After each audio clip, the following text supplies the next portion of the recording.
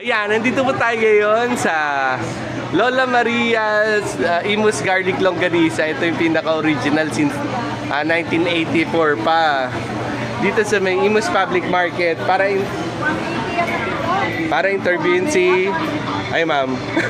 Ano po pangalan nila, ma'am?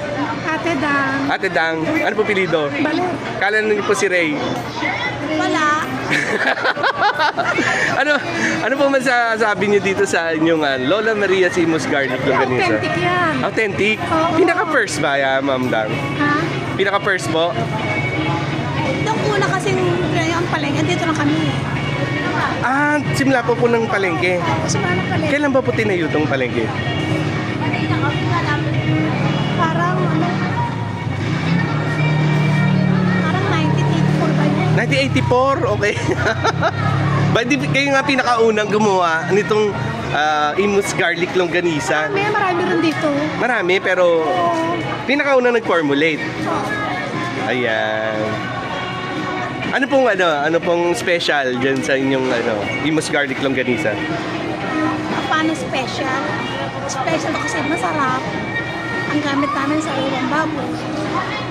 100% original ingredients. So, walang mga preservatives. Walang preservative. Ayan, kung makikita nyo, puro garlic. At saka malinis, no? Ano po yung skin niya? Bito ka ng baboy yan. Bito ka ng baboy, okay. Nakain yan. Okay. Ayan. And nasaan po mama yun? Tuwing nandito rin siya? Kaya ang nanay ko na sa bahay kasi meron kami online. Po? Online. Online? Longganisa. Online longganisa, oh. Sobrang daming gustong bumili na rin pati online. Okay.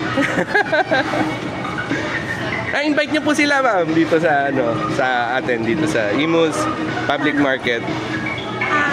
Iniimbitahan ko kayo na pumunta sa Imus Public Market para bumili ng Lola Maria's Longganisa Imus. Ayan. Any final remarks po, ma'am Dan? Ang tinda ko, tuwing Sabado-Linggo lang. Tuwing Sabado-Linggo? Bakit po hindi Monday to Friday? Magtuma ng palengke. Sabado at Linggo po malakas. Kasi napakarami na ito pa. At saka nagpo-focus po kayo sa online na ngayon no? Dahil popular na yata itong Imus Lola Maria's. Ayan. Okay. Ayan. Dito po tayo ngayon sa Imus Public Market. Ito po si Ninyo Christopher Rodriguez, ang taga-Cavite Kakapag Group. Okay. Back to yung mga kapwa-Caviteño. Ciao.